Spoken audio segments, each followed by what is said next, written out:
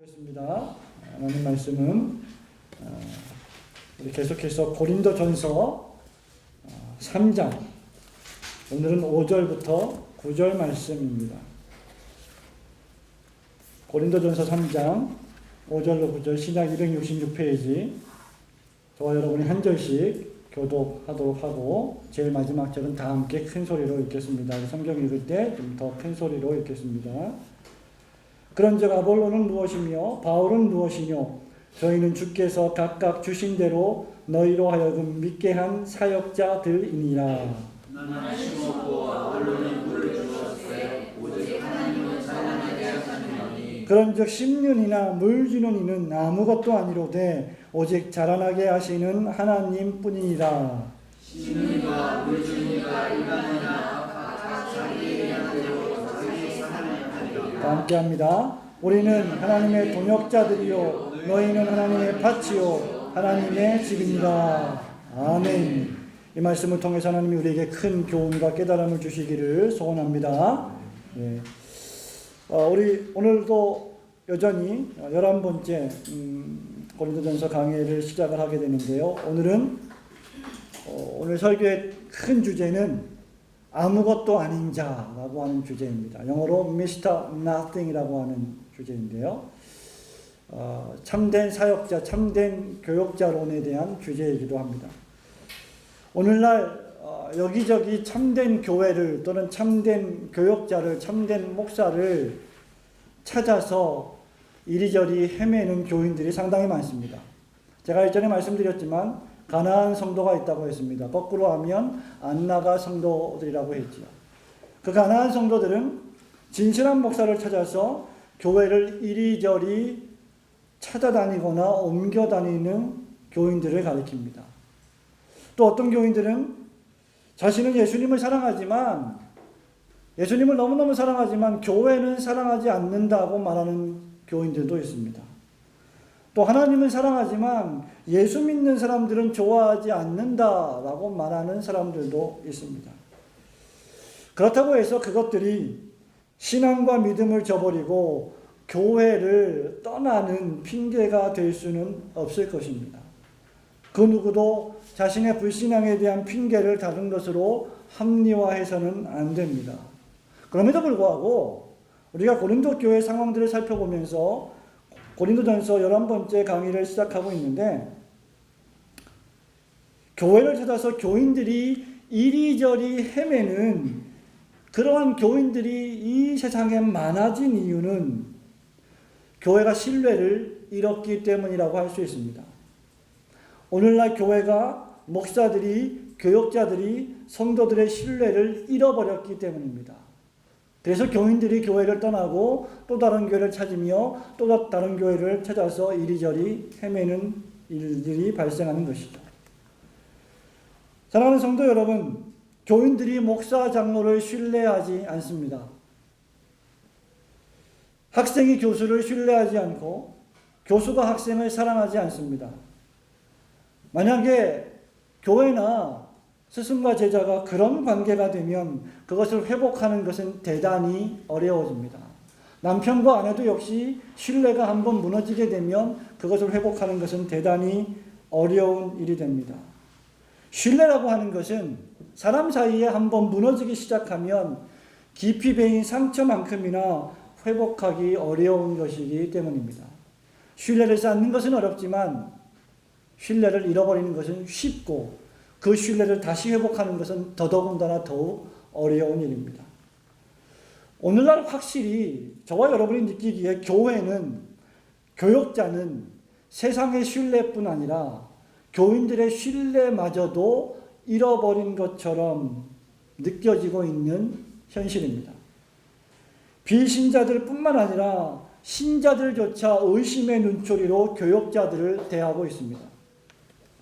이런 문제는 비단 오늘날 한국교회의 문제만은 아닙니다. 우리가 10번째 계속해서 고린도전서 강의를 하고 있지만 그 당시 이미 초대교회에 만연해 있던 고린도 교회의 문제이기도 했습니다. 고린도 교회 교인들은 자신이 아끼고 존경하는 교역자를 향한 과도한 질투로 인해서 다른 교역자들을 불신했으며 그들을 향한 비난도 서슴지 않았고 심지어 분당과 파당을 조장하기까지 했습니다. 그래서 바울은 본문에서 하나님의 일을 하는 교역자들의 본질에 대해서 교훈하고 있습니다.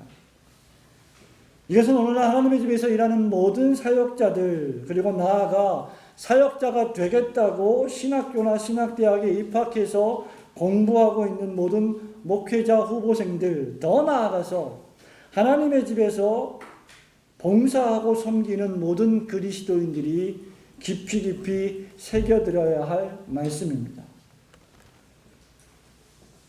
결론적으로 제가 오늘 말씀드리고자 하는 그 말씀의 본질과 결론은 사역자라고 하는 것, 교역자라고 하는 것은 하나님 앞에서 Mr.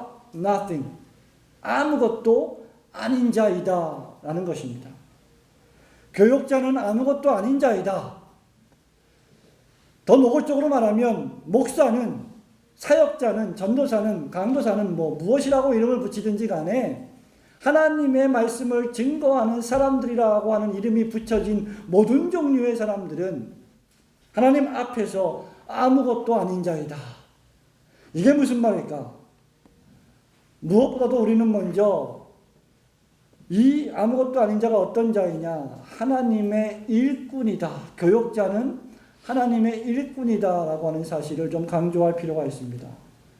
5절 말씀을 보십시오. 바울은 그런즉 아볼로는 무엇이며 바울은 무엇이며 저희는 주께서 주신 각각 주신 대로 너희로 하여금 믿게 한 뭐라고 기록했습니까? 사역자들이니라 라고 했습니다. 9절을 보시면 바울은 자신을 포함하여서 아볼로와 베드로를 포함해서 모든 사람들을 가리켜 하나님의 동역자들이라고 묘사하고 있습니다. 이런 의미에서 바울, 아볼로, 베드로, 하나님의 말씀을 증거하는 모든 사람들은 하나님의 동역자들이며 하나님의 일을 하는 사역자들입니다. 여기 사역자라고 하는 헬라어 언어가 디오코노스라고 하는 말인데 식탁에서 시중을 드는 서버들, 봉사자들을 지칭할 때 사용된 단어입니다. 여러분이 레스토랑에 가시면, 고급 레스토랑에 가시면 여러분들의 메뉴를 주문받고 여러분들에게 음식을 날라주고 여러분들에게 모든 요구사항을 들어주는 사람들이 있죠. 그런 사람들을 지칭할 때 쓰는 표현이 바로 사역자, 디아코노스라고 하는 표현입니다. 이 용어는 신약에서 자주자주 하나님을 섬기는 자라는 표현으로 기록되었습니다. 이 단어에서 집사라고 하는 디아코노스라고 하는 용어가 파생되었습니다. 그러니까 집사라고 하는 뜻은 사역자라고 하는 말과 동일한 의미를 지닌 일하는 사람들, 식탁에서 봉사하는 사람들이라는 말이라는 것이죠.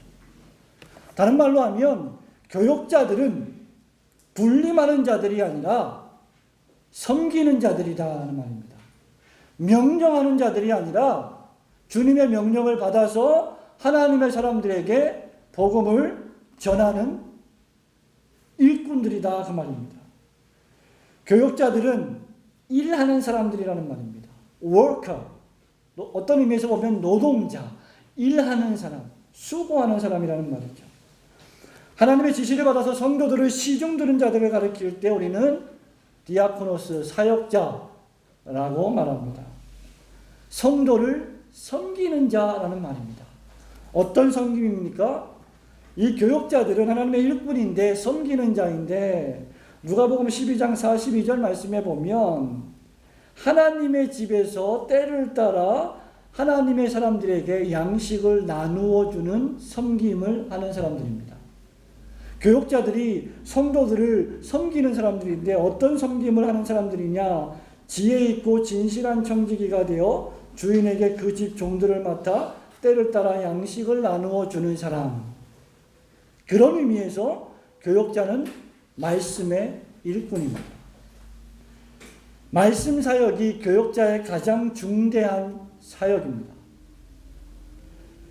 설교자들의 사역이 끝나면 하나님께서는 설교를 들은 성도들을 성도로, 그리스도인으로 계속 성장시켜 나가십니다.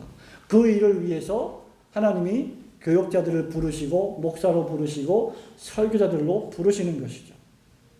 그렇기 때문에 성도들은 교역자가 말씀과 기도에 전무할 수 있도록 도와야 합니다. 앞으로 우리 교회에 말씀 사역자들이 점점 더 많아질 것이라고 저는 생각을 하는데, 목사님도 오실 것이고 전사님도 오실 것이고 교육전사님도 오실 것이고 많은 교사도 계실 것인데, 그분들이 하나님의 사역자라고 하면 여러분들이 그분들을 위해서 해줄 수 있는 일은 말씀을, 기도를 하는 이 두 가지 일에 전무할 수 있는 최선의 노력을 기울여야 합니다. 사도행전 6장에 따르면 12 제자들이 이렇게 말합니다. 그 당시에 헬라파 유대인들이 자기의 과부들이 그 매일 구제에 빠짐으로 히브리파 사람을 원망한데 12 사도가 헌금을 모아가지고 가난한 과부들, 힘이 없는 과부들을 얼마씩 도와줄까라는 것으로 논쟁하고 토론하고 이야기하는데 정력을 낭비했었습니다. 그래서 12 제자가 모든 제자를 불러, 모든 성도를 불러서 우리가 하나님의 말씀을 제쳐놓고 공궤를 일삼는 것이 마땅치 아니하니 3절에 보니까 형제들아 너희 가운데서 성령과 지혜가 충만하여 칭찬 듣는 사람 7을 택하라. 우리가 이 일을 저희에게 맡기고 4절에 보니까 우리는 기도하는 것과 말씀 전하는 것을 전무하리라 하니 라고 했습니다.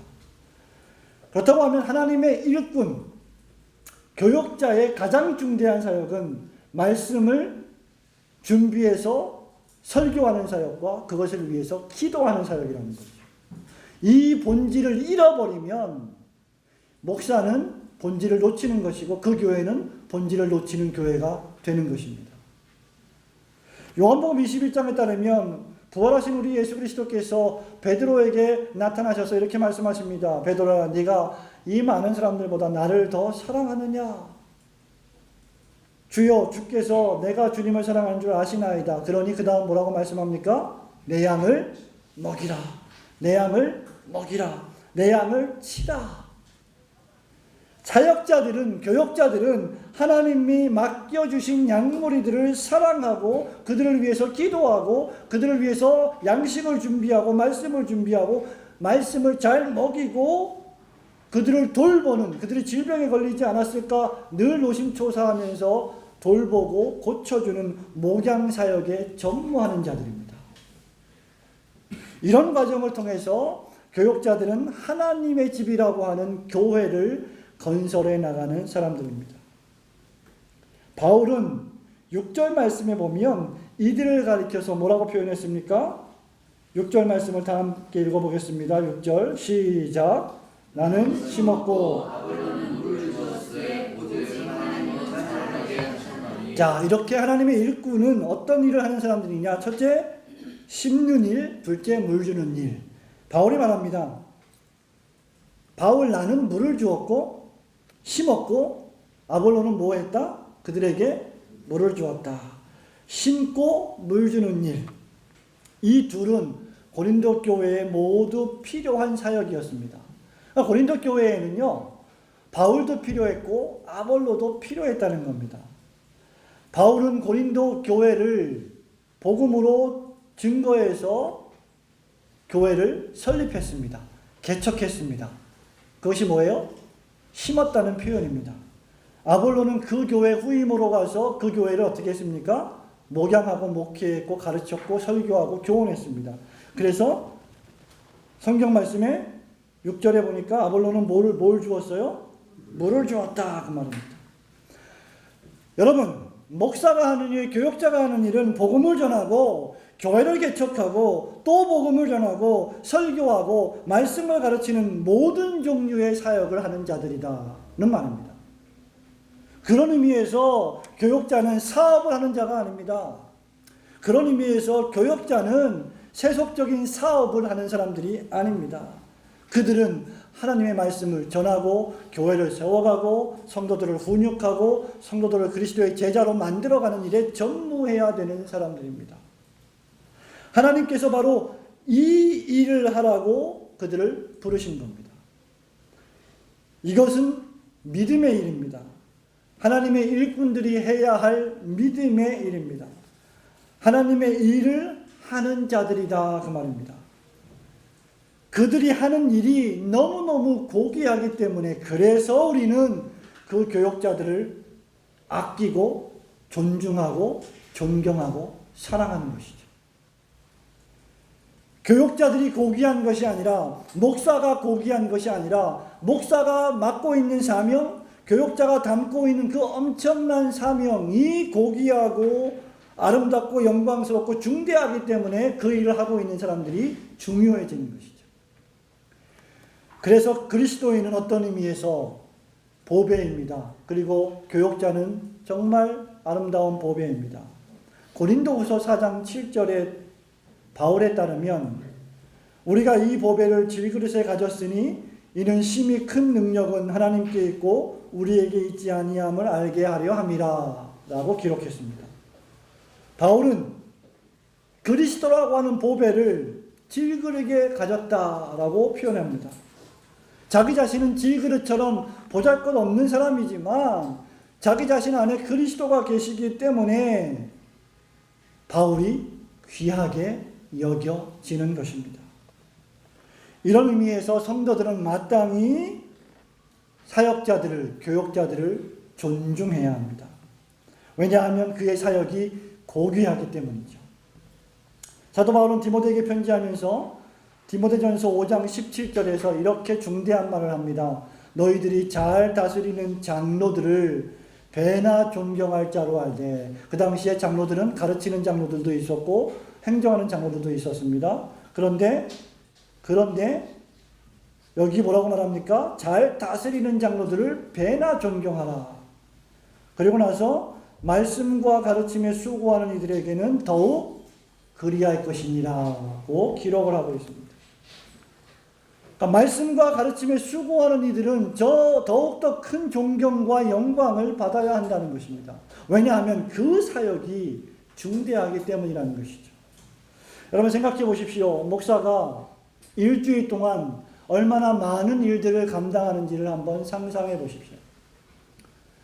주일부터 시작해서 수요일, 금요일 각종 설교를 준비하고 설교합니다. 수요 기도회, 금요 기도회, 기도회를 인도합니다. 새벽 기도회를 인도합니다. 각종 신방을 감당합니다. 구역 신방, 가정 신방, 병자 신방, 전도 신방, 각종 예식을 주재합니다. 그 모든 일들을 목사가 혼자 감당합니다. 그렇기 때문에 성도들은 그 목자를 잘 협력해야 합니다. 그리고 존중하고 존경해야 합니다. 왜? 그가 하나님의 일꾼이기 때문입니다. 사람의 일을 하는 자가 아닌 하나님의 일을 하는 사람이기 때문입니다. 여러분들이 목사를 존경하고 존중할 때, 교역자를 존경하고 존중할 때는 하나님의 일을 하는 사람이기 때문에 존경하고 아끼고 사랑하고 존중해야 할 줄로 믿습니다. 그러나 두 번째로 그것은 그들의 사역으로 인한 존경이어야 하지 그 이상 과도한 선을 넘어서는 안 됩니다. 그때부터 교역자는 타락하고 변질되기 시작하는 것입니다. 그래서 오늘날 교회의 타락, 교역자의 타락은 교역자 혼자의 타락이 아닌 성도가 함께하는, 교인들이 함께 만드는 타락이기도 한 것입니다. 여러분 5절 말씀을 보십시오. 바울이 뭐라고 말합니까? 4절에 보니까 고린도 교회의 가장 큰 문제가 나는 바울에게 속했습니다. 나는 아볼로가 좋습니다. 나는 베드로가 너무너무 좋습니다. 너희가 사람이 아니리요. 너희가 어리석은 자가 아니냐. 그러면서 5절에 뭐라고 말합니까?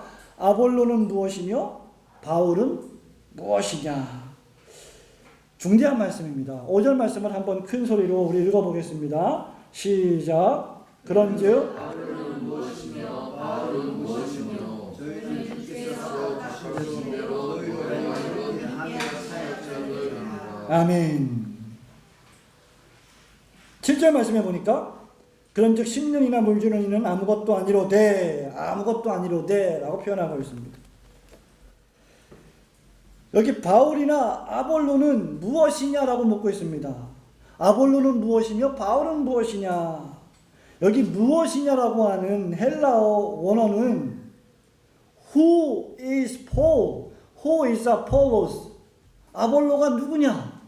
바울이 누구냐? 이렇게 묻고 있는 것이 아닙니다. What is Paul? What is Apollos? 야, 아볼로가 뭐냐? 바울이 뭐냐? 이렇게 묻고 있어요. who로 묻지 않고 what으로 묻고 있습니다. 무슨 말입니까?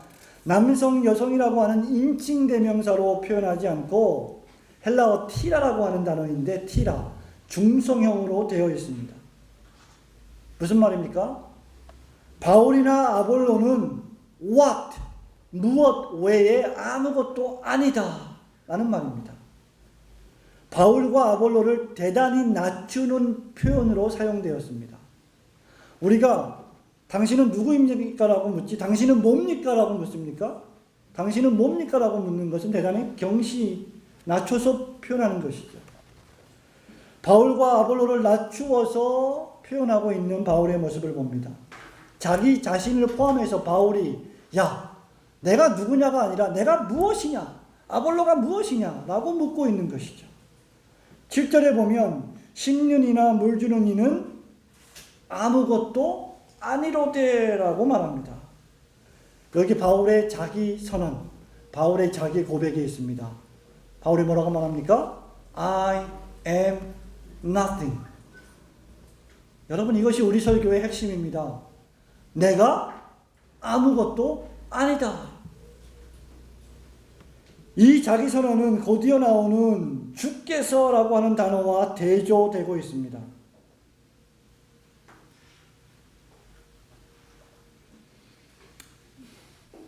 하나님만이 절대하고도 완전한 사역자이시다라는 말입니다. 나는 무엇이냐? 나는 그분의 종이라는 말이에요. 나는 그분의 노예라고 하는 말입니다. 나는 하나님의 일을 하는 일꾼이라는 말입니다. 바울은 고린도 교회 최초 복음 전도자였고 고린도 교회 개척자였으며 고린도 교회 설립자였고 아볼로는 그들에게 복음을 상세히 더 설명하며 그들의 믿음을 증진시킨 역사적 인물들이었습니다. 그러나 그들의 사역 배후에는 역사하시는 하나님의 섭리에 손길이 있었음을 바울이 지적하고 있는 것입니다. 7절 말씀에 오직 자라나게 하시는 이는 하나님뿐이라. 6절에도 하나님은 자라나게 하셨으니, 다시 말하면 내가 아무리 복음을 전하고 내가 아무리 교회를 개척하고 내가 아무리 아볼로처럼 많은 설교를 하고 많은 가르침을 하고 많은 일을 해도 우리는 아무것도 아니고 하나님만이 교회를 성장시키시고 부흥시키신다라고 하는 말입니다. 하나님의 역사하심, 하나님의 도우심이 없다면 우리는 그야말로 아무것도 아닌 존재이다라고 하는 말입니다. 사랑하는 성도 여러분, 절대적인 가치, 영속적인 가치는 오직 하나님께만 있음을 믿으시기를 축원합니다.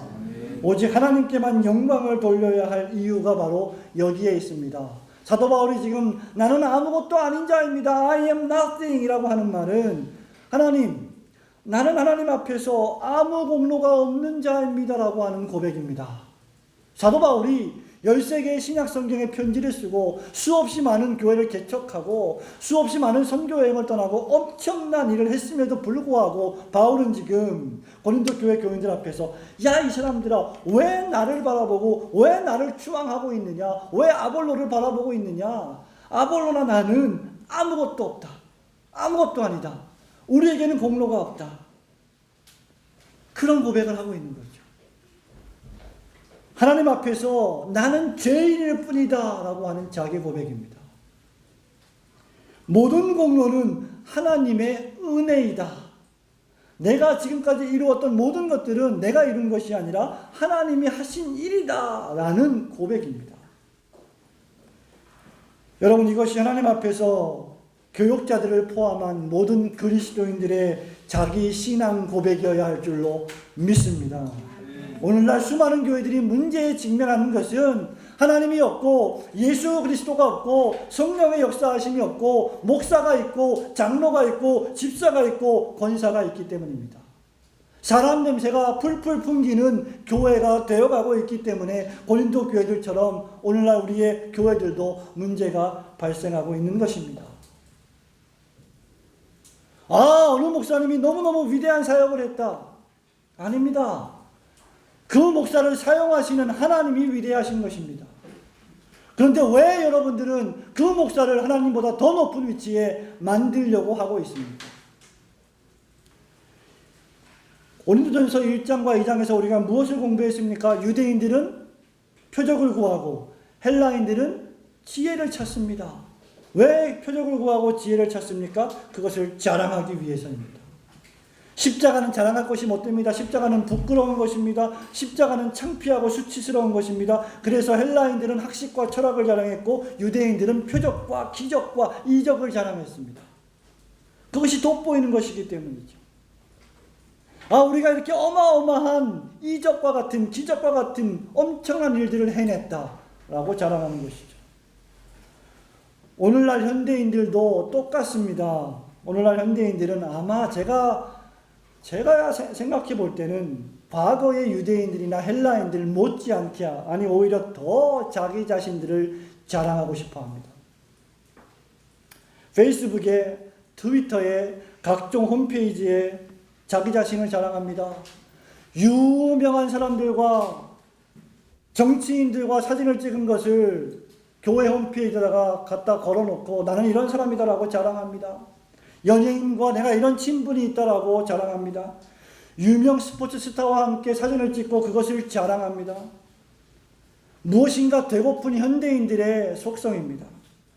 인간을 자랑하고 자기 자신을 자랑하고 자기의 재력을 자랑하고 자기의 권력을 자랑하고 자기의 인맥을 자랑하고 자기의 배경을 자랑하고 자기의 학력을 자랑하는 현대인들. 그런 것들을 앞에 내세워야 교회가 부흥한다고 믿는 사람들. 여러분, 사도 바울이라고 하는 인물이 오늘날 그 어떤 훌륭한 사람들과 비교해서 과연 떨어질 만한 사람입니까? 유대인들, 헬라인들과 비교해서 하나도 뒤질 것이 없는 위대한 인물, 그 이름 사울입니다. 그 이름 바울이죠. 오죽하면 복음성가에도 예수님처럼 바울처럼 살 수는 없을까라고 노래를 불렀겠습니까?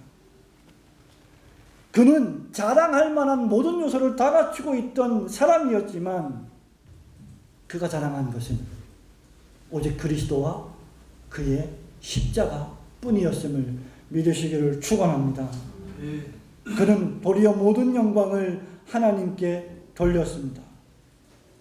참된 권위라고 하는 것은 주님께 돌려야 발생하는 것입니다. 사랑하는 성도 여러분, 사역자들은 하나님과 비교해 보면 대단히 하찮은 존재입니다. 그러나 하나님의 계획 안에서는 대단히 중요한 존재입니다. 여러분과 제가 사역자들을 대할 때, 교역자들을 대할 때, 목사를 대할 때 이런 균형을 갖추고 있어야 됩니다. 하나님의 일꾼으로서, 말씀과 가르침에 수고하는 자로서, 교회를 잘 다스리는 장로들로서 배나 존경하고 아니 더 많이 존경할 자로 알되 하나님 앞에서는 nothing, 아무것도 아닌 자로 여길 수 있는 그런 마음과 자세를 견지해야 하는 것입니다. 사랑하는 성도 여러분, 바울은 우리에게 무엇을 말하고 있습니까? 그리스도인인지 목사이든지 교역자이든지 누구든지 간에 하나님의 사역자는 각기 일한 대로 그 상을 받는 자들임을 우리에게 결론적으로 교훈하고 있습니다.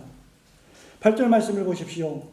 심는 이와 물 주는 이가 일반이나 각각 자기의 일하는 대로 자기의 상을 받으리라. 성도 여러분, 여러분과 저는 각각 하나님께서 열심히 일할 것을 주셨기 때문에 열심히 일하는 자들입니다. 그리고 그 일하는 대로 여러분과 저는 상을 받게 될 것입니다. 오직 영광을 받으실 분은 목사가 아니요, 교역자가 아니요, 장로가 아니요, 성도가 아니요, 오직 하나님 뿐이심을 명심하시기를 축원합니다. 그러므로 과도하게 바울이나 아볼로를 자랑할 일이 전혀 없는 것입니다. 이유는 그들이 심었고 물을 주었어도 하나님의 생명 주시는 역사가 없다면 아무런 결과도 맺을 수 없기 때문입니다. 우리가 할 일은 무엇입니까? 다만 우리가 처한 처소에서 위치에서 각각 자기의 일을 열심히 하는 것 뿐입니다. 여러분, 이 말이 우리에게 무엇을 의미합니까? 하나님께서 우리에게 준비해 주신 상급은 신분의 지위 고하를 따라서 좌우되지 않는다는 말입니다. 8절 다시 보십시오.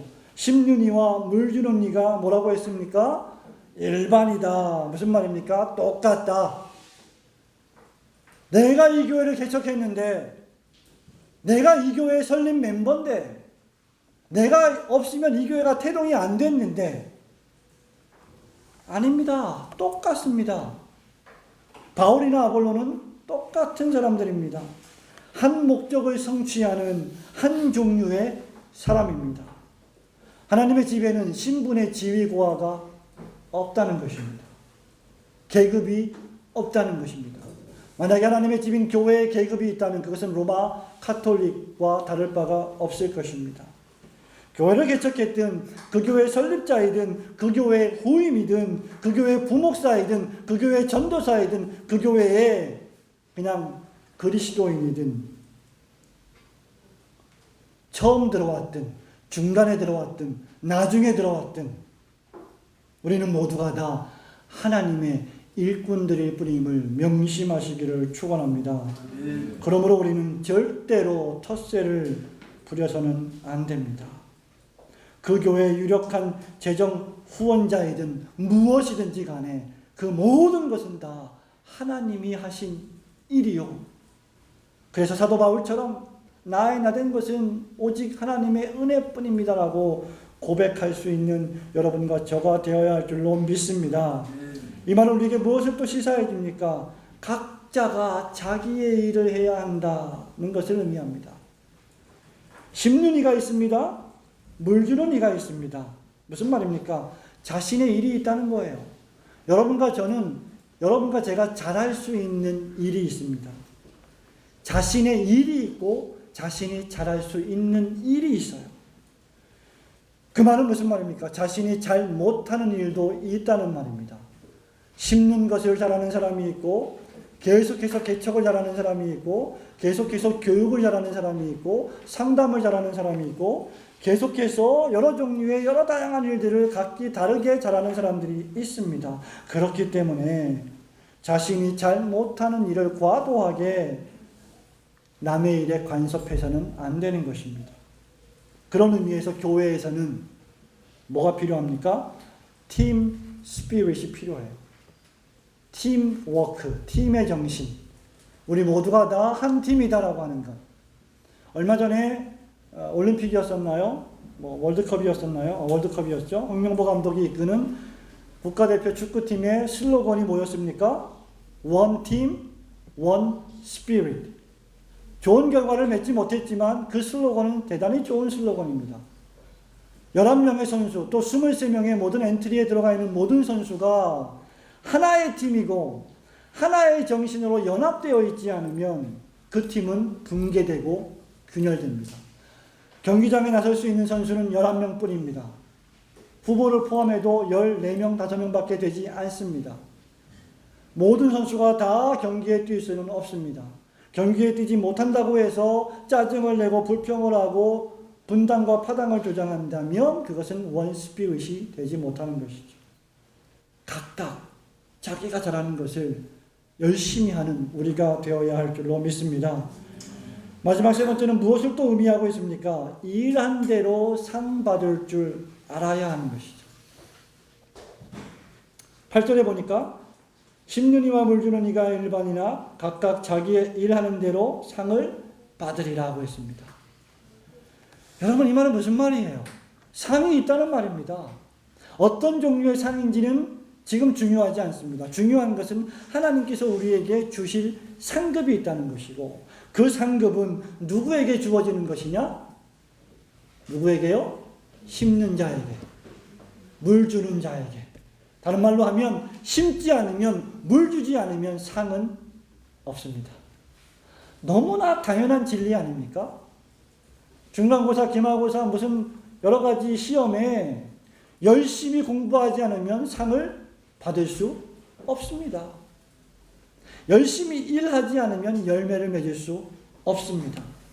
저와 여러분들이 교역자이건 그리스도인들이건 간에 우리가 성도라고 하는 이름을 가진 사람들이라고 하면 각기 하나님께서 이 교회에서, 그리고 여러분 가정에서, 이 지상생애에서 하라고 주신 사명이 있고, 그 사명을 잘 감당하라고 주신 재능들이 있습니다. 그 재능대로, 그 달란트대로 하나님의 집에서 각기 봉사해야 할 줄로 믿습니다. 각자가 하나님 앞에서 자신의 책임을 다할 때 그 교회는 멋진 하나님의 집이요, 하나님의 가족이 되는 것입니다. 사랑하는 성도 여러분, 9절 말씀에 우리는 하나님의 동역자들이요 너희는 하나님의 밭이요 하나님의 집이니라고 결론적으로 바울이 말씀하고 있습니다. 하나님의 집은 교회를 뜻합니다. 하나님의 밭은 성도들을 의미합니다. 그러므로 사역자들은 모두 다 하나님의 집인 교회에서 하나님의 밭인 신자들을 위해 하나님의 일에 시중 두는 사람들임을 명심하시기를 바랍니다. 하나님의 동역자들이 아무리 뛰어나다 할지라도 자라나게 하시는 이는 오직 하나님뿐이십니다. 그러므로 하나님만이 기독교 목회와 교회 생활의 전부가 되시는 것입니다. 그러므로 우리는 사역자이든 성도이든 누구든지 사람을 자랑할 것이 아니라 오직 주만 자랑해야 하는 것입니다. 3장 21절 말씀을 보십시오. 3장 21절을 다 같이 한번 읽겠습니다. 3장 21절 시작. 그런즉 누구든지 사람을 자랑하지 말라. 만물이 다 너희 것입니다. 사람을 자랑하지 않고 하나님을 자랑하라고 결론을 맺고 있습니다. 하나님의 집인 교회의 주인은 오직 하나님뿐이십니다. 그리고 교회를 성장시키시고 자라게 하시는 분 역시 오직 하나님뿐이십니다. 그러므로 우리의 이름을 드러내지 않고 사람의 이름을 드러내지 않고 오직 하나님의 영광스러운 이름만 드러내는 멋진 성도들이 되시기를 주님의 이름으로 축원합니다. 아멘.